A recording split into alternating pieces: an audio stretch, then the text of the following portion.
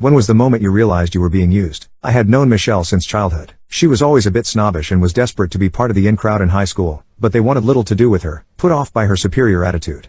I never realized that she only hung out with me because she didn't have anything else to do until after high school. We would make plans to hang out together, but if something better came along, she would ditch me. It was like everyone could see that she was a bad friend except for me. She changed even further when she met a nice guy and decided to settle down with him. Everything revolved around her fiancé. Maybe because she had never had a real boyfriend before. I don't know. All I knew was that she stopped texting me to hang out, and when I texted her, she was always busy. I was invited to the wedding and I went solo as I did not have a date at the time. The bridal side of the wedding party consisted of her sister and her two gay guy friends. One of those friends later told me that they were only in the wedding party because she wanted to make a statement. I had a good time chatting with her family and intended to leave the wedding at about 11 p.m. to go back to my hotel room. Michelle came up to me at 10:30 and asked if I would drive her and her new husband to their lodging for the night. I'm the kind of person who would never leave a friend high and dry, so I agreed to drive her and her husband to wherever they needed to go. I went out to my car and made sure there was room for extra passengers. Then I went back inside to wait for them. 12:30 a.m. passed. Then 1 a.m. The two gay guys drove back to the hotel and texted me to tell me to drive safe as it had gotten foggy. 2 a.m. came and at this time, most of the guests had left. 3 a.m. I'm assisting in the cleanup. Meanwhile, Michelle and her siblings are drunkenly singing along to Michelle's iPod. She had been too cheap to get a DJ. As I helped her dad take out the garbage, he looks at me with pity in his eyes and he tells me, "You're a good friend, Ashley." At 4 a.m., the bride and groom are finally ready to call it a night. I drove them to their lodging, about a half hour out of my way, and then went back to my hotel. Michelle didn't contact me again for months and any texts I sent her were either ignored or rejected. A few months after I started dating my now husband, we went to visit a different friend and she was there too. She was very rude to my boyfriend. We all knew each other in high school and she scorned him because he was a geek back then. He wasn't popular. After that, we had little contact and she never offered a congratulations when I got engaged. I would have thought that she would have liked the way he proposed as he used a Harry Potter wand and both Michelle and I had been huge fans of the series. But she said nothing. I saw her once in the springtime, before I sent out my invitations. She was helping her grandmother clean up her yard as I was driving by with my fiancé. I pulled over. I had a nice chat with her grandmother, but Michelle wouldn't look me in the eye and shut down any conversation I attempted to have with her. Finally, my fiancé urged me to go, so we continued driving to my parents' place. As we are there, my fiancé tells my mom about the exchange. She was trying her heart out to talk to Michelle and that bitch just ignored her. My mom agreed that she had always disliked Michelle for the way she always treated me. I was slowly opening my eyes to who Michelle really was. I debated even inviting her to my wedding. I decided to be the bigger person and put the invite in the mail. The next day, my maid of honor, who also knew Michelle since childhood, asked if I was inviting Michelle. Apparently Michelle told her that even if she wasn't invited, she would crash my wedding. I said that I sent her an invite, so that dashed her plans of making a scene. Michelle texted me and told me she would be coming to the wedding. I also invited Michelle's parents to my wedding and about 2 months before my wedding, her mom said, "Thank you, but we are going to be away that weekend. We have to go clean up Michelle's grandpa's old cabin. It's been 11 years since he passed and my brother and I have finally made plans to do it now. I will send my card with Michelle. Have a great day and congratulations." 5 days before the wedding, we are getting the final numbers for the caterer. I texted Michelle to confirm that she and her husband were still intending on coming as I didn't have an official RSVP. She texted me back, "That was the plan, however last-minute plans were made to go through some of my grandpa's things, which I should really be part of."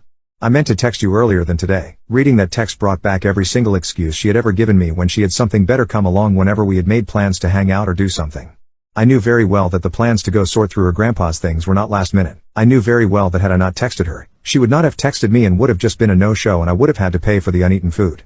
I finally realized that she was not a friend to me. She would use me unless something better came along. Suddenly her father's pity for me after Michelle's wedding made sense. He knew that she was using me and I was too naive to see it. He knew that she regarded me as a last resort, someone who would always help her out unquestioningly, but was not worthy of her time. I texted back, "Do what you've got to do. I get it." And I finally did. I finally knew what kind of person she was. It was the last thing I ever texted or said to her. That was 3 years ago. In that time, I've gone on to have a sweet baby boy. She got divorced because she was cheating on her husband. I guess something better came along there too. What's a rule your employer implemented that backfired terribly? Many years ago, I worked at a factory that did plastic and wax injection molding. The guy running the place had worked there since he was in his early 20s, so you'd think he'd have a good handle on how things were done. The problem with his leadership was that he had come up through the ranks as a salesman. He spent little to no time actually doing engineering or production. He was a wonderful salesman and a couple times landed contracts that were a great boon to the company. The man had a gift. He could have sold manure to a cattle farmer. One of his biggest contracts was a government contract. We were going to be making parts for the US military. During wartime, these types of contracts are as good as they come. The type of high-demand production runs that fill bank accounts. Workers were asked to work a minimum of 60 hours a week, with unlimited overtime pre-approved. Some of us younger workers were working 80-plus hours a week, only going home during the work week to get some sleep, then coming right back at 5 a.m.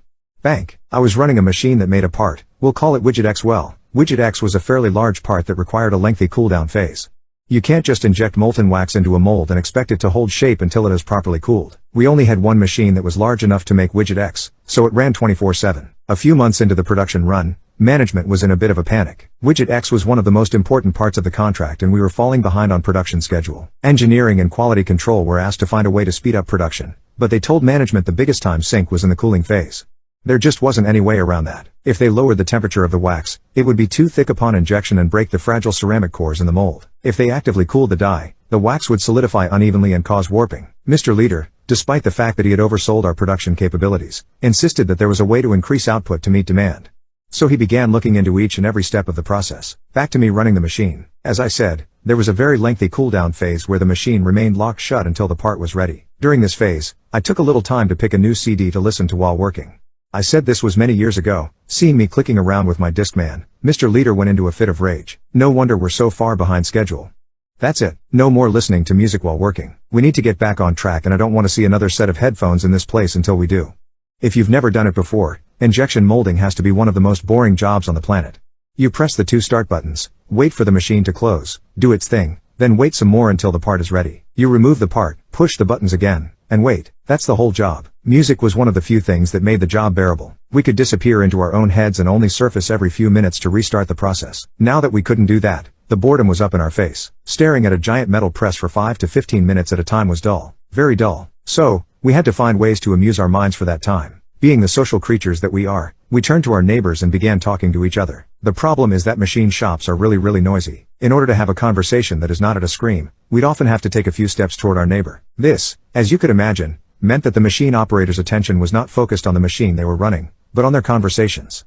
Then when the machine was done running, they'd take a few seconds to finish their sentence and walk back to their machines. Production slowed. In cases like the machine I was running, not by much. However, some of the smaller parts only had 30 to 60 seconds run times. An additional 10 seconds per part added up very quickly. Now parts that were running on time were running behind. 2 weeks into the new rule, the owner of the company paid our department a visit. This almost never happened. He was always in his office on the phone or out on business. He had found out that every single part we were working on had fallen behind and wanted to know why. Mr. Leader had fed him a line that he didn't buy for a second and was going to figure it out himself. Luckily, the owner of the company understood production because he had done it early in his career. He knew how boring the job was and that asking employees to sit and stare while doing nothing was cruel. He rescinded the no music policy immediately and production resumed at a normal pace. He also then called one of his friends in the business and subcontracted some of the production of Widget X to him. In the end, nothing changed about how fast we could produce Widget X, but at least the rest of the contracts were back on schedule and we could listen to music again.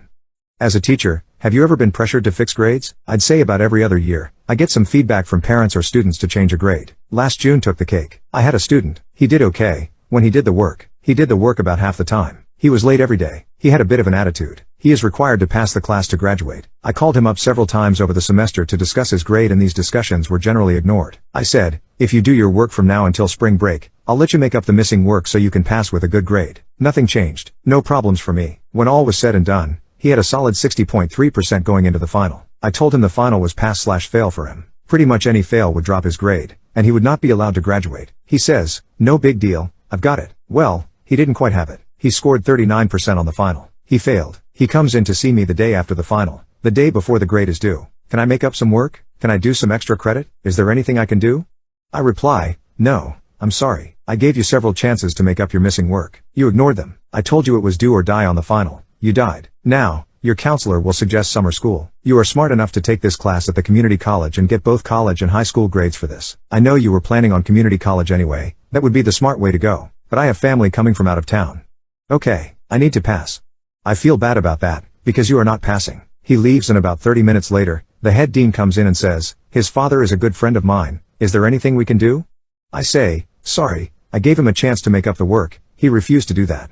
For me, this is finished. We chat a bit more, and he takes off. About 15 minutes later, there is a commotion outside my room. The kid is there with his mother and a security guard. The guard says, they say you have a meeting scheduled with them now. I say, I don't have any meetings scheduled today. I don't need to talk to them. This discussion is over. I close the door and the guard escorts them from campus. About 30 minutes later, the AP in charge of my department is at my door, asking, what's going on with George?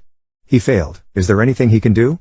No, and to be honest, I don't like being questioned about this. He failed. That's that. I am not questioning you. I just want to know what's going on. I then said, and that is a question. He failed. You can support me or not, but that isn't going to change. We are in California, only teachers are allowed to assign or change grades. He left, and as he was leaving, I said, you know, if he put in half this effort this semester, he would have passed. It bothers me that everyone is coming down to discuss this with me. I've been teaching 30 years. I kind of know what I am doing. I go off to take care of some paperwork, and return to my room 15 minutes later, and the principal is waiting outside my room. I enter my room and he comes in with me. I close the door, and he says, George is failing. His mother is in my office saying you won't speak to her. Why won't you let him pass? I say, well, I won't speak to her because they lied to a security guard to get to my room, and there really isn't anything to talk about. He failed the class. You can review his grades online. I'll be honest with you, I really resent you questioning me about this. I assign grades based on how they do on their work. I don't need to rationalize my grades to the dean, the AP, and to you. Either I know how to do my job, and you let me do it, or I don't know how to do my job and you put me on a corrective program so I can do it to your satisfaction. This backroom questioning of the grades I assign isn't right, and isn't how we are supposed to be doing our job. Now, do you think I know how to do my job? He said, yes, but... I interrupted him, then let me do it. I am willing to listen to input if you know how I can do it better than I am doing it now, but this really can't continue like this. We need to have a discussion at this school about what is appropriate for administrative interaction. This isn't the time or the place, but this can't continue. He apologized and left. I come to find out that the kid threatened to beat me down if he sees me again. He's 5 feet 11 inches 145 pounds. I am 6 feet 5 inches 250 pounds. I wish him luck with that.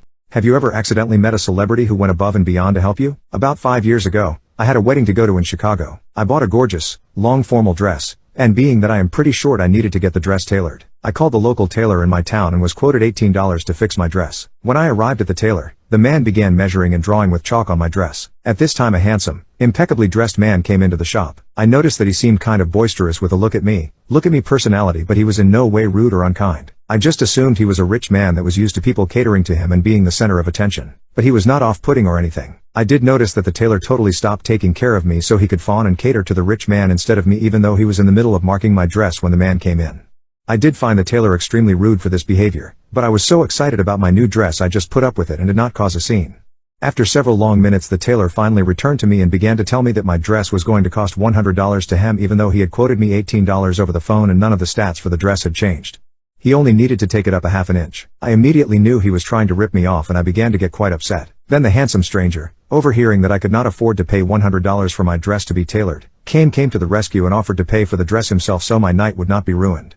I thought it was so sweet and I introduced myself to him. The man put out his hand and introduced himself as Michael Irvin. I am not a sports fan, but of course I knew that name right away from Dallas Cowboys fame. I was very embarrassed that I did not know who he was on site, but he was so sweet and even wrote his autograph on the back of the receipt of my dress that he just shelled out $100 for.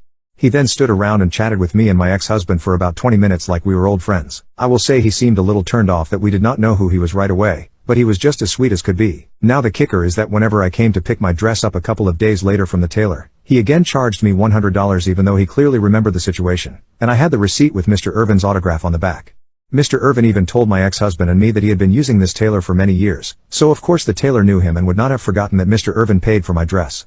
He refused to give me back my dress until I paid him the $100. I tried to get him to call Mr. Irvin to confirm that he did pay for this, but it would have been pointless because the man totally remembered the situation and already knew who Mr. Irvin was and that my dress was paid for by him.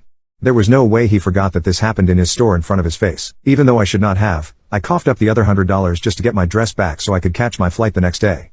So in the end the tailor ended up making $200 off, making my dress a half of an inch shorter because he got paid twice, even though it should have only cost me $18. I have always hoped that one of these days I would run back into Mr. Irvin and be able to tell him what the tailor did to me, especially being that this was his regular tailor that he used all of the time. I would love for him to know the type of person that the tailor really is and that he rips off his customers. Anyway, going through the whole experience was totally worth it just to meet such a nice guy with a good heart trying to do good in the world. I'm still not a football fan, but I am a fan of Mr. Michael Irvin as a person now. If any of you ever run into him I hope you remember the story and relay it back to him and he can find a new tailor that's not such a shitty person. Have you ever been convinced with just try it once and regretted it? Women and, most, steroids do not mix. My boyfriend is a professional bodybuilder, and I've always enjoyed weight training in the gym, so I figured, hey, why not? I live in a South American country, so having curves is a part of the culture. Being that I have been a tall, very slim gal all my life, I wanted to see what it was like to have some womanly curves and experiment with the unknown. How bad could a little bit be? I started with one bottle of something called cystanin, which is a mix of different types of testosterone compounds. I injected twice a week for a month, and holy crap, after 1 week, I felt a huge difference. Not only in my training was I able to last longer, lift a bit heavier each day, but I started to feel different inside my own mind and body. I will say that despite the fact that I would come to regret my choice, I can at least take away something interesting from the experience, and that is to have a peek into what it feels like being a man. I was very attuned to the changes I was undergoing, and the horny feeling was really out of control. It was as if I had some sort of alarm going off inside my pants, like a beacon that was sending out signals and would not shut off, no matter where I was or what I was doing. I literally could not concentrate at work, I was totally distracted, and I think if I was a single man I might have impregnated a lot of women in that time. Also, I found that I was not as emotional. Things did not bother me as much and I felt very confident, especially in the gym. Testosterone really is like a turbo kick. No wonder men who are aging feel a part of themselves missing with less flowing in their bodies. I finished the first bottle in 1 month, and started a second bottle, this time DECA Durabolin. This one is known to make you gain weight quickly, but if you train it puts the weight in all the right spots. I most certainly gained a butt in this period, as I had absolutely nothing back there when I first started. I also became very strong, and I really loved the feeling. But, the side effects started to increase by the first week into the second bottle. My skin became noticeably thicker and more oily, and congested on the cheeks. I started to see some hair coming on my chin, and the upper part of my thighs had dark hair where I normally didn't. My back started to break out in acne, not so extreme at first, but it was there, and my body started to feel swollen. I had a hard time to even put my arms behind myself as it felt like I was going to burst. My ankles also were swollen so much that I had to take 2 days off of work and go to a doctor, as there was fluid buildup there. It went away on its own, and it was painful to walk long distances. Eventually I decided to stop the injections halfway through the second bottle, and then that's when my hell started. My skin had never been perfect, but I had it looking pretty nice up until this point. Suddenly, a few weeks after the last injections, my skin erupted all over my back, face, chest and even on my arms and shoulders with cystic acne. Eventually, my jawline and cheeks would be covered in huge, painful red lesions, where it felt so tight and sore it hurt to even move my facial muscles. My cousin saw me on a trip to America and said my jawline also looked different, more masculine, and my voice had deepened a bit. I chalked it off to a cold, but I confided in my cousin only of my experiment. Obviously, he said stop now, even though I already had. I went through 6 months of just getting rid of the active cystic acne infection, dealing with inflamed skin, and yes, I did pop some of them. Yes, I know it's the worst thing I could do, and I swear that every single day I had at least 2 people come to me and ask me what the hell happened to my skin.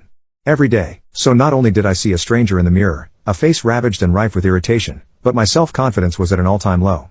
Never have I felt so terrible about myself, and never would I try that again. 2 years later, I still have scarring and my skin is not as smooth or even as it originally was. I feel I even lost fat in my face from the hormonal changes. Oh, and my period stopped for 4 months too, but I thankfully have a medication that has left me acne-free for the past year. It was stupidity combined with a lack of research on both the part of me and my boyfriend to have me try testosterone and highly androgenic steroids, and despite the fact that I got the body that I was looking for in a matter of 2 months, the price to pay was much higher than I expected.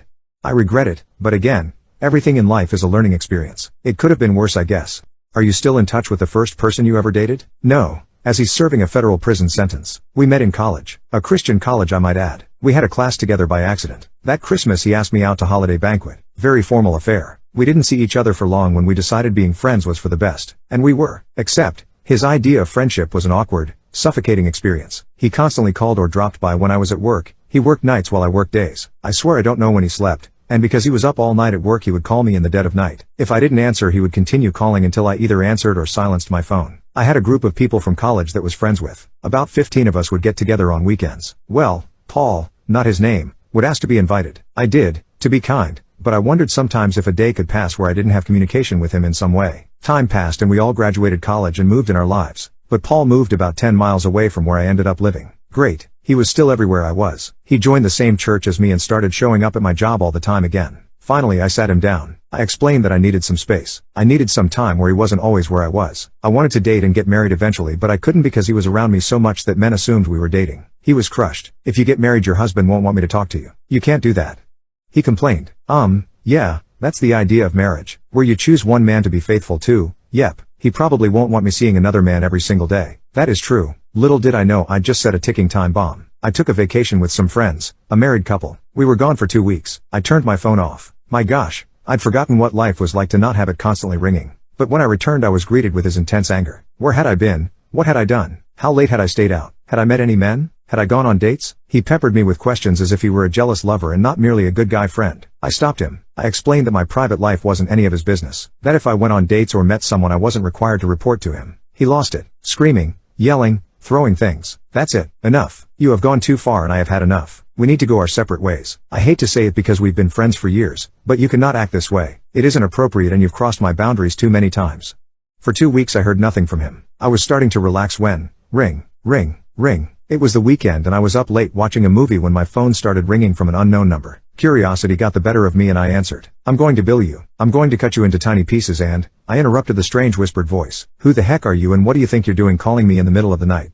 I used my stern teacher voice. Click. The phone went dead. I pulled out my .380 handgun and loaded it. I placed it in my nightstand and went to sleep. Monday morning when I arrived at work I was met by some coworkers that were concerned. "Annie, you need to hear this," I was told, and followed them to the school office. Someone dialed the voicemail on the phone and put it on speakerphone. Over and over, one after another were voice recordings in garbled or whispered voices threatening to bill me, calling me a whore and worse, growling into the phone. It had filled up the voice mailbox. My heart sunk. I knew deep down who it was. My boss called me into his office. He had a background in security. Not security as in a mall cop or a security system for your home, but security, the kind involving the alphabet agencies of government and the military. "Who is targeting you? Do you know?" he asked. Oh yeah, I knew, and he knew him too. The police got involved and phone records were pulled, but the calls came from prepaid phones under no name. We knew who it was but had no proof. Meanwhile, every night he filled up the voicemails of my phone and my work phone. Then I was walking across the parking lot of Walmart when I felt someone's eyes on me. I looked up to see his truck flying across the parking lot and into the road. Oh my God, he's following me now? I couldn't prove it, but he began showing up in public places at the same time as me. What could I do? It was in public, so it wasn't like I could complain when he had a right to be there as much as anyone else. Until one Friday night, a group of friends and I went out to eat. It was a group of men and women, and while some of them were dating, I wasn't dating anyone. But one of the guys did sit across from me. Before we even had our food, Paul stormed into the restaurant and was in my face shouting about how dare I date that man and I was a whore, and the restaurant was silent except for Paul. I was beyond embarrassed. The man sitting across from me stood up and grabbed Paul by the arm, unceremoniously dragging him outside. 10 minutes later my friend returned while Paul didn't. I didn't ask, but I'm pretty sure Paul had the beatdown of the century because the other guy promised me Paul would be too afraid to hurt me now. For a few days I had peace, but then he was back at it again. And now I wasn't the only target. My friends started receiving the calls too. They shared voice recordings from their phones with me. "She's a B. She's a ST. She's a W." We all knew she was me. And then one day it stopped. Everything stopped and eventually I started breathing again. Until about 6 months later a man I worked with called me. "Annie, turn on the local 6 o'clock news. Now," he said. I switched my TV over and nearly dropped my phone. There was Paul's face splashed across the screen. Paul Michelson, 28, was arrested today. He is accused of violating a restraining order, being weird, and touching. Michelson confessed to all charges. I listened to the news anchor recount the gruesome story of how he'd taken a woman to a hotel room and brutally attacked and touched her. She survived and managed to escape the room, and another hotel guest helped her call 911. Paul admitted to police that he had intended to bill her. Police even stated they were shocked at how much he admitted. They didn't even have to interrogate him. He voluntarily poured out the whole story. It seems I had found peace because he had found another woman to harass. I've changed names to protect his family, who were kind people and always treated me well. It isn't their fault he became the man he is. It has been many years since he was sentenced to prison. I believe he comes up for parole in 2024. I hope he doesn't get it. I've mentioned here before that I've only ever dated older men. Paul was the one exception to that, though we stopped dating years before his arrest. What supplement do you take that would make everyone's life better? Not for everyone, but guys, let me put you on. This is how a supplement helped me get revenge on my cheating ex-girlfriend by hooking up with her best friend. I had always been a scrawny and unconfident guy, though I'm tall and have fluffy hair, so I found myself with a girlfriend, Sarah, my freshman year of high school. Sarah was the stereotypical mean girl and would try and have as much attention on her as possible. I was just her trophy boyfriend, as she would always order me around and not actually talk to me very much. Looking back, the relationship was doomed to fail. But how it ended really changed me. I was on the basketball team for my school with my friend Gabe. Gabe was a good-looking guy. We were about the same height, but he had more muscle than I did and was more confident than myself. I would often see him kind of flirting with Sarah in class and in the hallways, but when I would ask her about it she would just brush it off and tell me I was being insecure. I also never confronted Gabe about it because I was too scared of any confrontation. Then, the next few days that ensued, changed me. One night I was feeling lonely because Sarah had left me on read like she always did, so I decided to FaceTime her. When she picked up I instantly knew something was off. She wasn't in her house and there was a basketball poster on the wall behind her, which made me realize she was at another boy's house. I asked her where she was, but before she even answered I heard Gabe's voice in the background asking who she was on call with. She covered her mouth and instantly hung up. That was it. I was fed up and took my only initiative in the entire relationship, which was to break up. Worst part was, she didn't even try to explain the situation, which confirmed she was cheating in my mind. The next day at school, literally the next day, I got all the confirmation I needed. I was walking down the hallway, turned a corner, and saw Gabe and Sarah making out in the corner of some lockers. I ran to the nurses claiming I was sick and needed to leave, but in actuality I was just completely broken. I had my pride ripped out of me and felt like a hollow shell of a man. That night I was mindlessly scrolling through TikTok and came across this advert, Kingmaker, a testosterone-boosting supplement. This is something I would normally ignore because of my pride, but I was at such a low point so I looked more into it. I knew I had low testosterone because I would consistently go to the gym and get no results, so this piqued my interest, and I decided to go on Amazon and buy it. The day it came I took it and I instantly felt different. My energy levels and overall confidence were through the roof. In a day I had turned from a pathetic sad loser to feeling like I could take on the world. I began hitting the gym again and started talking to multiple girls on Snap. A bunch of girls were interested in me, but I had my sights set on one in particular. Emily. Emily is a bad as F blonde and Sarah's best friend. I was determined to get with this girl and make sure Sarah knew about it so I could have my revenge. After about 3 weeks of talking on Snap and a couple dates, I invited her over to my house. And she said yes. When she arrived we got right into it. My SX drive was through the roof, so we went multiple rounds. When I was hitting from the back I took a video and sent it to Sarah, with the caption, "Better than you ever were." She opened it right away then blocked me. Apparently after the fact her and Emily got into a huge fight and aren't friends anymore. But that doesn't matter to me because I got my revenge, am now bigger and stronger than Gabe, and still get with Emily whenever I want. What is the pettiest notice you've received from your homeowners association? When I bought my home in southern Arizona, it was never disclosed that it was in an HOA neighborhood. I discovered this when I received a certified package with a poorly Xeroxed copy of 3 inches of loose paper expounding on the rules and rights of the HOA. And a bill for the past year that the home had been in foreclosure. I paid from the date of the notice only. Over the years though, HOA notices have included 1. Visible weeds. I have a rock and cactus landscape front yard. The only time weeds are there is right after monsoons, when each and every house gets the same notice, whether you actually have weeds or not. 2. Tree branches overhang the sidewalk too low. I have a large mesquite tree. I had to stand on a ladder to reach the offending branches to trim. 3. A noxious weed in my yard. Thankfully, sarcasm, they included a photo, because for the 4 previous years, said noxious weed had been a regularly pruned bush, part of the landscaping. 4. A car parked on the street when there was open space in my driveway. Again, southern Arizona, so super hot, and again, I have a tree, so shade. The neighbor's maid would park her car under my tree in the street. 5. Visible trash receptacle on a specific day. Thanks HOA for noticing that I had my trash can out on the street on my trash pickup day. 6. Visible trash receptacles. The neighbor closest to my driveway kept his trash cans beside his house in the open. One had blown over into my property. 7. Unapproved mailbox. The mailbox was there when I arrived. It does not look like the others in the cul-de-sac because those houses were built later by a different contractor. 8. Tree branches overhanging my driveway. 9. Landscaping rocks in the road. 2 reasons. When monsoon rains fall, we get tremendous flooding for a while, then it all soaks into the desert. Rainwater can displace rocks. And reason. Neighborhood kids played in my yard under my tree. Again, southern Arizona equals hot. 10. Debris in yard. Again, monsoon season when the rain and wind stripped mesquite leaves, cleaned and disposed of even before arrival of the HOA letter. And what do I get in return for my HOA fees? Absolutely nothing. 0 amenities. No pool. No common areas. No parks. No playgrounds. No gated community. All we get is the privilege of busybodies driving around writing notices. I respond to some notices with photos, some with sarcasm. Have you ever lost any respect for someone instantly? When my oldest son was about 16, he had a very good friend who I will call Joe, who was half Mexican and half white. He came from a broken home, divorced parents. His mother was a drug addict and had, I believe, 5 other children with several different men. His father had basically just checked out of his parenting role. This boy was at my house constantly. I gave him rides from his house to our house. I took him to his driver's classes. He ate many meals with us, and stayed the night at our house frequently. He had no structure, no guidance, no one to teach him about life. Guess you could say I basically assumed that role. He was a great kid and I would have done anything to help him. At one point, he had been living in a townhouse with his mother and just one of his sisters. I would pick him up from this townhouse and I would bring him to our house so he could hang out with my son and us. At some point I realized something was wrong with his living situation. The more I observed this townhouse when I was there to pick him up, something just felt off. He finally broke down and told me that his mother had abandoned him and his sister. He was embarrassed and he didn't want anyone to know. The sister had gone to the grandparents' house to live and Joe stayed at the townhouse, even after utilities had been cut off. I assumed the landlord had taken back possession of the townhouse, and Joe had nowhere to stay. I believe the landlord had disposed of the contents of the townhouse, including all of Joe's clothing. When I found out this had happened, I went out and bought him some clothes. The basics. Nothing fancy, nothing expensive. I let him stay at our house for several weeks, and tried to help him figure out what he was going to do. He had discussed the military with me on numerous occasions and always had the utmost respect for my, now ex-husband. Although the war in Iraq was in full swing, we told him that there are many career fields they wouldn't put him in harm's way. We just had to make sure that he made a good choice using his career field. Since he was a smart kid, I knew he would score well on his ASVAB tests, and we would help him to make a decision which career field to enter. My husband was retired from the Navy as an officer and he was very supportive of our young men joining the service, but agreed with my opinion that you need to make good choices in your career rather than just taking the biggest sign-on bonus. The day I lost all respect for my husband was the day that he realized I had gone out and bought Joe clothing. I don't know what my husband's problem was, but he hit the roof. A little background on my husband. He's of Cuban descent and came to the States as an immigrant at the age of 5, his parents settling in the Bronx.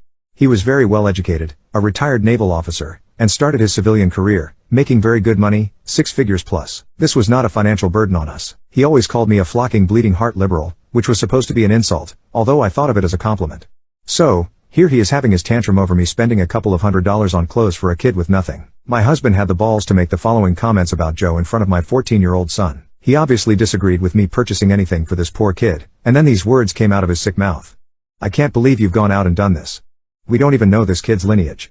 Well, in a nutshell, my husband is extremely prejudiced of other Hispanic cultures, and since we didn't know this kid's lineage, we should not help him? That was the day that I realized what a disgusting human being my husband was. And don't think that this went unnoticed by my 14-year-old who is listening to these comments he made. I can't say that my son lost respect for him as I did, but he's repeated my husband's comments many times since that day. He should be ashamed of himself. I am grateful that I can call him my text husband. And if you want to know what ended up happening to Joe? He knew nothing of the comments my husband made. Joe decided to enlist in the army after all, and he asked my husband to please be the man to enlist him. What a privilege and honor he gave my undeserving husband, if only knew what a piece of shit he is. My husband did enlist Joe into the army, and he's doing very well. He's made it his career. Joe got married and has had 3 children. I am so proud of Joe, and it's been an honor knowing him since he was a kid. Accidentally burned down my neighbor's fence and she tries to milk me for $10,000. Judge humbles that ass up real quick. So it's been about 4 years since this happened. I was about 18 at the time, working for a security company. There were constant call-offs and no-shows, have no idea why. But being so young and naive, I was constantly working 16-hour shifts and not coming home until 8 a.m. Also I lived with my father at the time. The time frame of this was around the 4th of July. I finally had a day off and my best friend was back in town for vacation. We decided to get together and chip in on some good old American fireworks. To be fair, I have had nothing but bad experiences with fireworks, so I had no idea how this would be any different. We got home with the fireworks and we laid them all out on the floor. Sparklers, bottle rockets, cakes, and Roman candles. I say, why don't we mess around with some sparklers since it's still not dark yet? Great idea. We go into my backyard, where it hasn't rained in well over 2 months and it is extremely dry. You see the problem here? One of the little sparkies from mine and my friend's sparkler made contact with the ground and made 2 small fires that quickly spread to a large area. I ran as fast as I could to grab the garden hose and quickly started spraying down the fire. It was no use. It was spreading faster than I could spray it. I handed my friend the hose and called 911. What felt like hours was only 4 minutes and the fire was spreading to the neighbor's fence. The neighbor came outside and they were fairly calm to grab their hose and spray down the fence, along with the dead grass in her yard. The fire department shows up finally and I tell my friend only one of us needs to get in trouble. You should leave. He was reluctant to leave because he felt equally responsible, but I convinced him. I didn't want him to get in trouble and have to drop out of college. My neighbor was super chill about the entire situation at first. I told her that we could talk about replacing the fence and get some quotes to repair it. She was just super grateful that everyone was okay. About 2 hours after the fire, the arson/fire investigator came to question me about the fire. I told him the truth. I said I was in the backyard by myself playing with fireworks and accidentally lit the ground on fire. I had gotten off that day without being hit by any charges and was commended for being honest. Here is where it goes downhill very fast. About a week later I get a knock on the door from the neighbor. I opened the door and she handed me 2 pieces of paper for me to look at. There was a quote for the fence valued at around $4,000 and an estimate for lawn care valued around $6,000. These were really shady and just typed out on a Microsoft Word document. No logo or company name. She then adds, I will also be having you pay my water bill for 3 months because the new yard will need lots of water. Now the fence this woman had before was raggedy and falling apart. Her yard? Dead grass, zazas everywhere, never mowed it. Now looking at this paper she wants a mahogany fence, and a brand new backyard with flowers and trimmed hedges? I said I need to get an estimate myself. This doesn't feel right. She says, remember you agreed to replace my fence, and a real man keeps promises. I shut the door and called my dad to tell him about what just happened. He flipped the flock out and told me, son, don't you give that slut a single dime. He gives me the number to his handyman and tells me to take care of it. The next day I had the guy come out for an estimate, and the neighbor ran outside flailing her arms. I did not give you permission to get an estimate on my fence. Technically it separates the property line, so it's both of our fences. She calls the cops on me for having a contractor, and they ultimately can't do a single thing because I'm on my property. He quickly finishes the estimate off at $1,200. I also knew a guy who did lawn care, from my time working at the grocery store. He estimated the lawn reseeding while she was away from the house to be about $800. After I get these estimates I give copies to the woman and she is having none of it. I don't know these people, I don't want them near my house. They're probably really shitty contractors. I said no, I know them personally, they are really nice people and do great work. She shut the door in my face and I went on my way. I ended up working a 16-hour shift that night and got home at 8 a.m. And this woman comes knocking on my door at 9 a.m. and demanded I speak to her. I explained, I would really love to do this, but I just got home and I have to be back at work in less than 5 hours. I need to sleep. She goes, what kind of lazy asshat sleeps in until 2 p.m.? At this point I had about lost it, and told her you can either accept my $2,000 for my quotes or kiss my ass and get nothing. She stood there for a while with her mouth gaped open, but she accepted my offer and planned to meet down at the notary the next morning. I spent that night after I got off work, writing a contract and gathering the $2,000 in cash. The next morning I wake up, and grab this contract to meet down at the notary. I was thrilled to finally be done with this broad, and never speak to her again. I waited for her for over 3 hours and she didn't show up. I get a call from her saying, "I'm sorry, the $2,000 isn't enough. I'm having my guys start work on this project, and you will be paying me full price." Oh really? After that I did not say a single word to her, and I watched for a few months as these guys turned her backyard into an oasis, complete with a small pond, brand new sod and flowers, the whole 9 yards. Come to find out she had plans to remodel these things for a long time, and was just waiting for the opportunity to go through with it. Also in this time, she used her remodel funds to go on a trip to Hawaii. You know how I found out about this? She was bragging about it on the neighborhood Facebook group, and didn't know I was in it. I have a different Facebook name than my real name. Are you ready for the revenge? Now 4 months after the fire and all the remodels, I get served papers to go to court for $10,300. At 18 years old I'm having to hire a lawyer to work my case. When we finally do get into court I lay everything out. The quotes: being harassed multiple times, not showing up after agreeing to a deal, not wanting me to get my own quotes, required by law BTW, and her bragging about screwing me out of money, and I have proof of all of this.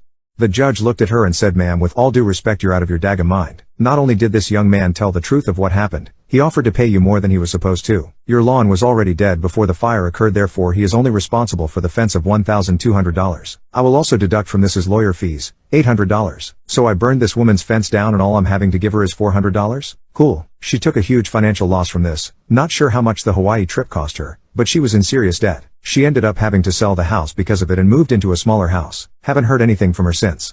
What is the most shocking thing someone has done in your house that they thought was normal? A boss told me, similar to Ruth Harvey's story, that they had visitors who let their young daughter roam naked and let go wherever she happened to be when the urge hit. This was a couple who were friends of his wife and she'd been friends ever since undergrad days. My boss and his wife had visited their home a few times before they had a daughter and vice versa. In his opinion, they defined the wild-eyed far-left Californian and he never enjoyed the visits. High's own wife was more conservative than her friends, but it would often be 3-on-1 no matter what the topic was. He knew nothing about sport because contact sports are barbaric, they both favored full-on socialism and so on. But then they had the child, so there hadn't been any visits in a few years. Until one day when my boss's wife said they'd be in the area. Wouldn't it be great to get together? She also hinted that maybe he could overlook their very liberal views and crank up the grill if things weren't going too badly. They arrive and the daughter, about 3.5, is naked within minutes. My boss starts to say something when the other wife, the mom, says that they're raising their daughter to love her body and all three are often fully nude around their own house. My boss says something to the effect of, "Do you think it's a good idea?" when the other guy jumps all over him. That's why women are so put down. All most men think about is sex. How could you even think of sexualizing a 3-year-old? It's exactly that attitude we're trying to break here. She has no problem with her body, so it must be you. Clearly, he would not be cranking up the grill. Unfortunately, his own wife had never asked them to stay for dinner. He guessed he could survive another hour or so when the girl let go all over the hardwood floor in the dining room. She peed, she pooped and then she peed more, and then just walked away. Meanwhile, her parents, who saw the whole thing, continued on with their conversation. When it became clear that they weren't going to budge, he got up to clean up the mess. That's when both parents yelled out, "Don," not his real name, "sit down right now. We are not going to have our daughter taught that natural bodily functions are dirty or bad." Now he'd had enough, so seeing that, his wife pulled him aside. He made clear that they were leaving right now, that they were going to pay to have the floor refinished. He never wanted to see or hear about them again and he had half a mind at least to call Child Protective. Evidently, the other couple sensed what was coming and so loudly said to the daughter, "We'd better leave now. These are not very nice people and we are better off without people like that around us." They did eventually send a check to have the floor fixed and he never called CPS. Fairly aggressive girlfriend stole from my bank account, so I sent her academic career into a nosedive. I'm a senior at a large state university. This happened in the first semester of my freshman year. I was selected for an honors-type program that placed me in a co-ed dorm building with every other student in the program. As a dumb freshman, I rushed into a relationship with a freshman girl who lived right above me. We'll call her Megan. It was convenient for me to date someone who lived so close, but everyone else in our building hated Megan because she talked a lot, and almost exclusively about herself. She bragged often about being a fairly aggressive person, but somehow I overlooked that mile-wide red flag. Right after Thanksgiving break, at the end of an evening class, I got a call from my mom, who noticed some unusual activity on my checking account.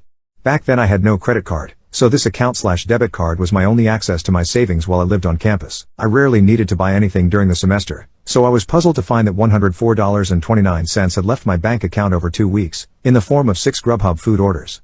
At this point, I trusted Megan, but I decided to ask her about the money right away. She denied any involvement and suggested that I cancel my debit card. After a really long phone call to the bank, I did just that. Next, I reached out to Grubhub customer service on Twitter. "Hey, my card was stolen and used for food orders on these dates. Can I have the receipts?" They sent me the first and last receipts, but they had to redact the personal info of the account holder.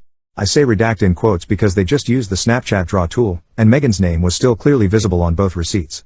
What's more, the most recent receipt was only 2 hours old. She was probably still eating when I chopped up my debit card. It's worth noting that she and I both had unlimited dining plans, paid for by our respective parents, and we lived 500 feet from the nearest dining hall. She didn't need to order food, and she definitely didn't need my money to do it. So I texted her again. I have the receipts from Grubhub. Are you sure you didn't make those orders? Her reply, fuck you for suspecting me. Fairly aggressive, wouldn't you say? I hatched a plan to collect security camera footage of her picking up the order from that evening. However, by midnight, Megan arrived at my door in tears and confessed to everything, plus she admitted to being a serial shoplifter. Exhausted, I sent her away and decided to deal with everything in the morning. By the next day, everyone in our building seemed to know what was going down, probably because Megan had already begun broadcasting her version of the story. I sent Megan a breakup text and decided that the $104.29 was a loss. At least I escaped unscathed, right? Well, less than 2 days later, she entered my room when I wasn't looking. I was sitting at my desk when I noticed her standing silently behind me. Megan, give me my stuff. Where's my stuff? Me, what stuff? Megan, you know, I did not know. She tore through the room, looking for something that she refused to identify. Just as quick as she came, she was gone, and I locked the door because obviously this wasn't over yet. Within a minute, she was back. She stood outside my door, knocking and demanding I let her back inside. The knocking quickly got more violent. She started shouting, I know you're fuck ing in there. And opened the mother f-ing door. Mind that we lived in this building with students in our program who all know each other, and all of them could hear her. Pretty quickly, Megan was rattling the handle of my door. Next, she began throwing herself at it, shoulder first, trying to break it down. I lived next door to my RA, but judging by the lack of any intervention, he was elsewhere. So I whipped out my phone and texted him to send backup. Meanwhile, I saw my heavy wooden door bending and buckling. I even heard it crack a bit. My RA was on duty in another building, so he sent 3 of his colleagues to de-escalate the situation. They brought Megan downstairs, where she revealed that the stuff she wanted was just the t-shirt and keychain that she gave me for my birthday. Whatever, I let her have those. I still just wanted this to be over. However, once I shared my story with the resident life staff, they filed university paperwork to place a no-contact order between me and Megan. They also recommended I contact the campus police, who then told me I should get my stolen money back in small claims court. I couldn't even get there without a car or money to pay for an Uber. Sorry, Judge Judy. At the request of the campus police, I also contacted the Title IX office at my school, sending them the story of everything you've read so far. They were interested, to say the least, although I didn't want any trouble. I just wanted a clean breakup and a fresh start. But a Title IX representative informed me that they were bringing 3 misconduct charges against Megan: theft, threatening/violent behavior, and inciting an intervention by university staff. The representative asked me to serve as a witness in Megan's disciplinary hearing the next semester. I tentatively agreed, right before the representative set the hearing date for February 14th, Valentine's Day. I thought it was a joke, but they really did that. When the day of the hearing finally arrived, the no-contact order was still in effect, but a few of my friends had kept tabs on Megan. For starters, she failed all of her classes in the fall. Someone in my math course confessed that Megan had tried to sleep with him while she was dating me, and he had to repeatedly tell her no. Even worse, Megan kept telling a twisted version of the whole story to try and turn my friends against me. So when I found out that she had found a new boyfriend, it felt good to know that the V-Day disciplinary hearing ruined whatever evening plans they might have made. I arrived alone at the disciplinary board office, unsure what to expect. The board consisted of grad students, and the hearing was expected to run into the night. Unlike me, Megan did not come alone. She brought both of her parents as character witnesses. That wasn't even a thing here. This wasn't a real courtroom, as you'll soon see. And that's not all. Megan's parents also paid a lawyer to defend her against the charges. The board knew that was unnecessary, but Megan's parents believed so strongly in their daughter's innocence that they had already paid this 3-piece suit-maker case. In the name of fairness, the board members offered me pro bono legal representation, a junior economics major, who we'll call Jimmy. Jimmy had already read my account of the events from the fall, and thanks to my screenshots of Grubhub receipts, he said there was an okay shot of the charges sticking. Then I told him something I'd kept secret for months. When Megan tried to break down my door and I whipped out my phone to text my RA, I also filmed the whole thing. Jimmy couldn't get enough of the video. There was Megan, kicking and screaming and clearly trying to break into my dorm room. It was all the evidence I needed, and no one saw it coming. In the hearing, when the time came for me to make the case against Megan, Jimmy played the video on a big screen in front of everyone. The room went insane. In that instant, I realized that Megan really had convinced everyone I was the liar. In her version of the story, I gave her permission to buy food using my account. She told her parents that she'd asked me politely for her belongings, which I'd rudely hidden from her in my dorm room. In Megan's story, I was the sociopath trying to ruin her reputation. Before I unveiled the video, it was her word against mine. I still didn't want revenge, even after finding out that Megan tried to cheat on me. But when I saw her parents flipping out at the video, why didn't you tell us you did this? And her lawyer raising hell, this evidence was not provided in pretrial disclosure. And a board member standing over him, sir, this is not a court of law. Please return to your seat, and him shouting objection. And her replying, we don't have objections, this isn't a court of law, and Jimmy, my new best friend, just trying not to laugh out loud. That's when I realized how good revenge can feel when it's fair and deserved. The board found Megan responsible on all 3 charges. My side of the bench recommended the university terminate her housing contact and force her to pay restitution. Her side recommended only restitution and a reprimand. The board compromised. Her family paid back most of the money she stole, most because 2 of the 6 orders had the same price, and the lawyer convinced the board I had duplicated an order, and Megan was forced to move into a different dorm building. This probably would have helped her anyway, because every student in our program's building knew everything she'd done and lied about. They wouldn't speak to her, and no one wanted to be her roommate. By the time she had to move buildings, she'd already failed all of her courses again. Having paid for her tuition, her unused dining plan, her lawyer, and her restitution, Megan's parents finally pulled her out of school. Where are they now? Last I heard, Megan returned as a part-time student, but I never saw her again because the no-contact order still stands. I'm now Facebook friends with the guy Megan tried to seduce. Oh, and Jimmy and I connected on LinkedIn. As for me, well, I no longer date fairly aggressive people. What was something small you went to the doctor for that turned out to be very significant? When I was a little boy of about 10 years old, I told my mother that I thought I needed a new prescription for my glasses. I told her I was having difficulty seeing the blackboard in class at school. This was 1963 and I was living with my family in Myrtle Beach, South Carolina. So my mother, thinking it was going to be a routine checkup, took me to the local ophthalmologist who always checked my vision. At that point I thought that I was simply going to walk out with a new prescription and life would go on. My ophthalmologist was a wonderful old gentleman who was a very careful and very thoughtful doctor. He was the kind of person with whom you could really trust and feel comfortable. Even now I can vividly picture him in the examination room, as that intensely bright light, that has occurred hundreds of times throughout my life, came close to my dilated eyes. After examining my eyes he turned to me, my mother was in the waiting room, and said that I was going blind in my left eye. He told me I had a detached retina and that I needed surgery immediately. Ironically, what he told me next was actually more impactful than being told that I was going blind in my left eye. He told me that I would never ever be able to play football again. When I heard that, I bolted out of the exam room, ran through the waiting room out the front door and sat down on the sidewalk outside his office weeping. My mother, shocked at my actions, thought, what in the world is going on? After collecting me from outside, she immediately went to the doctor and he told her that I needed to go to the medical college in Charleston, South Carolina and have emergency surgery. That day we got in the car and drove over 100 miles to Charleston to the medical college and arrived at the department where the top eye surgeons examined me. They told my parents that I was not going blind in just one eye, I was going blind in both eyes. They then informed us that they were not capable of doing the surgery because of the extent of the retinal damage. They recommended that we travel to Johns Hopkins in Maryland, the only place at that time capable of performing the kind of surgery I needed. Suffice it to say, the head of ophthalmology at Johns Hopkins took my case and did the surgery. I found out later that the members of the Presbyterian church that my family attended also prayed all that day for a successful surgery. 10 hours later the surgery was over and was a huge success. Ever since I have thanked God not only for my original doctor who detected my problem but also for all of the amazing medical professionals who were instrumental in my treatment. One final caveat. The wonderful doctor who first discovered my condition knew that I had to have surgery on both eyes. Apparently, as I found out later, he didn't have the heart to tell me that my condition was so dire. What disturbing rumor turned out to be true at your school? When I was a senior in high school, we had a new teacher join the faculty to teach health and home economics. She was probably about 26 years old and very, very attractive. Everyone was talking about the hot new teacher. As I was senior class president, I needed a new faculty advisor since my previous advisor of 3 years retired at the end of my junior year. About 2 weeks later the principal called me into his office and informed me that the new hot teacher was going to be our new class advisor for the rest of the year. As a result, she and I spent a lot of time together, at school and off campus, organizing and running myriad events to raise money for the class, plan the prom, field trips, etc. Soon, the rumors started flying around that she and I were messing around. This was completely false. I can say she never acted inappropriately towards me or suggested anything to make me think she had plans for any type of physical or sexual activity. She was a fantastic advisor and always just that, a class advisor. I spent the rest of the year denying these rumors with friends, with teachers and with parents. I was even interrogated by my wrestling coach the day before the district championship match. She and I had a laugh about it at graduation as she had to face similar questions from other faculty as well as the principal. She confided in me that she had tendered her resignation but the principal would not accept it and said he believed her and would ensure the rumor was squashed.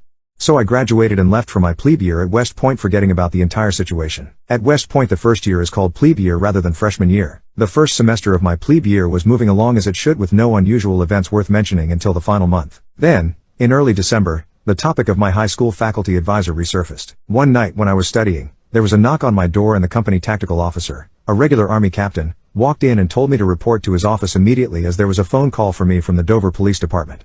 Now, I immediately assumed it was my brother playing some kind of twisted joke on me since he was a captain in the very same police department waiting for me on the phone. Since my TAC was standing right behind me, I answered the phone as we were taught. Cadet Kerwick speaking. How may I help you, sir/ma'am? I immediately recognized the voice on the other end. It was not my brother but a close friend I had grown up with and known for over 15 years. He said, "Hey Steve, hope things are going well there, but I don't have time to chit-chat. I need to record this call and ask you some questions. Do you consent to being recorded and will you allow me to swear you in so that this is official, and if anything you say is later proven to be false or misleading, you may be subject to criminal charges and a warrant issued for your arrest." His name was Bill but we all called him Woody. I said, "Woody, is this some kind of a joke? Who put you up to this, because I'm about to shit my pants as I have no idea what this is about." My mind was racing so fast trying to guess, counter-guess, and trying to process that I could potentially be kicked out of West Point for something I had no clue about as of that moment. Woody replied, "It's no joke and this is a very serious case we are investigating concerning inappropriate behavior between an adult and a minor or minors with regard to possible consensual or non-consensual sexual activities or sexual assault." That's when I knew exactly what this was about. I said, "Go ahead Woody, I consent and will answer any questions you have." So I basically had to repeat his words almost like being sworn in as a witness who was going to testify in court. The questions all focused on that hot, young class advisor I worked with during my senior year. They kept me on the phone for an hour asking every possible question imaginable and then asking those same questions again in a different way. I answered every one honestly and candidly, but at the 1 hour mark I was becoming agitated as it seemed like they were on a witch hunt and were going to keep asking questions until they got an answer they liked. So I spoke up and said, "Gentlemen, you can continue to ask me these questions in any order or format that you desire, but I can assure you that my answers will not change because they are truthful and there was never one moment where Ms. X acted inappropriately in front of me. She was always completely professional and never even insinuated at something that would cross the line between teacher and student." Following that statement they had no further questions and told me they would contact me again if they needed to follow up or get additional details. My TAC could see I was visibly shaken, so we talked for another hour and I told him everything about the situation. He never had to ask me if I was being truthful because every cadet adheres to a strict honor code that becomes part of who we are. That code states that a cadet shall not lie, cheat or steal, nor tolerate those who do. He told me that I handled things professionally and can hold my head high if I ever return home for a visit. And that was that. I went back to my studies and prepared for my final exams and went home for a short Christmas break. That's when I found out that my teacher, my class advisor, had been found guilty of having a relationship with someone in the current senior class. That relationship was sexual and he was a minor. Seems the student ran around bragging to everyone that he was doing it with the hot teacher. I don't know if it was true or if he made it up. What was true was that she was fired from her job and never allowed to teach again. She had to register as a SX offender for the rest of her life. She lost everything: family, friends, money, possessions, and had to serve time as an inmate in a state correctional facility. If you ask me what I think, I don't believe it. I know the kid who was allegedly in a relationship with her. He was a complete jerk, loud mouth, not smart, not smooth, not good looking, and most of all, he was a liar and a storyteller who would say anything if he thought it would make him look cool. I had wished I could have tracked him down and interrogated him my way. My guess is things might have ended differently, but I never got the chance to run into him and the cards he laid were played. What's the hardest thing you've ever done in life? Reported trauma, even though I knew it would end my marriage and change my life completely. I met him when I was 16. He was the first boy I'd ever fallen in love with. He was the first boy I called my boyfriend, and he was the boy who had every other first you could imagine. I gave him everything I had. But it still wasn't enough. I found out the night I turned 23 that my husband of 5 years had gotten weird with my 13-year-old sister. I didn't know what to do, what to say, or how to react initially. If I'm being honest, part of me wanted to run away. Part of me wanted to go drown myself or take a bottle of pills. I could not wrap my head around what I had just learned. I remember looking into my sister's eyes and seeing how afraid she was. She kept saying through sobs over and over, "I'm so sorry I ruined your marriage. I'm so sorry I ruined your life." But it wasn't her fault. I called my parents. They were on vacation at the time. About an hour after my sister told me. I regret not calling them the second she told me. I should have been stronger. The next day, we found out my husband had also gotten weird with my 9-year-old sister. My parents told me they wanted to call the police. My dad seen I hadn't slept all night, so he told me to go home and that we would call them together. When I came back, I can't tell you how close to sewer slide I was in those few hours. I drove home and kept wanting to press on the gas as hard as I could and slam into the side of the freeway. I wanted to die. Who was this horrible person I'd just been married to for the last few years? How did I not see this happening? Later that day, 24 hours after my sister told me, I called the police to report what he had done to my baby sisters. They came and interviewed us all separately. We had to go to the police station so my sisters could give their accounts of what happened again. They were brave and they were strong. I cooperated with the police. They said without my husband's confession, he would never be prosecuted for doing what he did. Despite physical evidence showing both my sisters were telling the truth, there was no DNA link to prove it was him who had done this to them. It's been almost 2 years, and nothing has happened. I separated from my husband that very day I found out. I knew my sisters were telling the truth about what he'd done to them. Not once did he deny their allegations. All he could say was, "Please don't call the police. Things have been hard on my own. Money is tight. We are still technically married, which I am ashamed of. I'm saving up for a divorce. My goal is to get it done this year." He has gone on to live life happy like nothing happened. He met a girl online a month later and they've been together ever since. My sisters struggle still, and I see how those events changed them. They go to counseling weekly, and my parents tell me it's helping them. I'm very often depressed and regret so much in my life. But if I had to go back to that day and make that choice again to call and report what he had done, I'd do it all again. To the person who is struggling to make that decision, tell the truth. It will be hard, but it's the right thing to do. My boyfriend doesn't know that he secretly helped me. I couldn't hold tears for days over such selfless friendship. Almost a decade ago when I joined university I was dirt poor. My fee was waived off, but still I couldn't afford day-to-day expenses. I would hardly get one meal per day. During second semester I and John, not real name, were in a group project together where our friendship developed. I never told him about my circumstances, but looks betray all. He would randomly ask me why I was getting leaner, if I had some worries. He would take me more and more to have dinners outside. I thought maybe he is a food lover and in the meantime wants to have company of a friend. One day, he asked me to help him with some freelancing project as he had a couple of other projects going and couldn't manage a third one. He said that I can keep the earnings of the said project. I refused the earnings part but insisted. Anyways, I got a good amount of money by doing that project. He continued to give me the projects that he didn't have time to do. After about 4 to 5 months he told me that he can hook me up with a client. The next day I got an email from the said client. After some mandatory intro and samples he gave me a project after 2 days. Semesters passed by, the projects kept on coming and coming from the same client. Projects were easy, didn't take much time to affect my studies in any way. My living condition improved, I would say drastically, as I could afford 2 to 3 meals a day, didn't have to wear torn shoes, could wear decent clothes. Got my degree, landed my first job after 6 months, invited my best friend to dinner at a restaurant. He hugs me, says he is so happy and proud of me. We gossiped, ate, enjoyed our time to the fullest. He goes to the bathroom. Suddenly, I remember that I should share this news with my client. I email him. Phone vibrates. It's my friend's phone. I glance over at the phone lying on the table. It's an email notification. The sender is my name. My friend was my client. He helped me during the toughest phase of my life. When I thought I couldn't make it, he helped me. He helped me so selflessly that he has never mentioned even once that he was the client although it's been a decade. There never was any project. He just wanted to help me without me feeling lesser. That's why the projects were so easy. That's why the client never asked for any revision. He still doesn't know that I know this secret. But I know John. I know the selfless angel that you are. You are not just my friend but more than a brother to me. Thanks for being there for me always. What was the reaction of HR when you resigned? I was with the firm for about 5 years 3 months. One fine day, I got an offer letter from a leading MNC in trending technology. I resigned the same day and sent the mail to my manager and ceased HR in the evening. He called me around 10 a.m. next day and inquired about good time to have discussion. I went at 12 and we had a very short discussion and the conversation went like this. I share a cordial relationship with most of my management. HR, we respect your decision of resign and we wish you all the best. Can you please tell me your team details and your manager? Me, thanks and told the details HR. So, 30 will be your last day with us. May I know the reason for resignation? Me, I don't like the management here. Is the feedback I am gonna share with you just for record's sake? Or you are actually gonna share this with management? HR, what made you think feedback was not shared with the management? Me, I have many scenarios where feedback was taken but never acted upon. HR, I will make sure. Please share. Me, fine. Anyways I have made my decision but I don't want to leave unspoken about the fact. I have never thought of resigning from this organization. But, many fake promises are made. HR, who made false promise? Me, you know who usually does. HR, smiles. Me, I have been promised an on-site without being asked and I know there was a budget problem in project but management is frequently flying which made me rethink my place here. HR, okay got the reason. Anyways he explained about all the policies and rules to be followed during notice period and we are done for that day. I went to my usual routine. Within next few hours, my resource manager not my immediate supervisor, walks up to me and asks if I would take back my resignation if offered an on-site. Next day, I get a call location HR and he asked me if I would be offered on-site I would stay back I said I might think. Next day RM comes to me, a new on-site opportunity has popped up in some other project and they're looking for people. I gave them your name to them, talk to them and let me know. I said I need some time and I have few questions. Is it long-term? What is the expectation? Is it different from my existing stack? How long would it be? For all he said you can manage. It will be minimum of 1 year. I said okay and we'll let you know of couple of days. He asked me to do it faster. I called the other manager on Friday and asked him the same above questions for which he said it is an immediate requirement from client.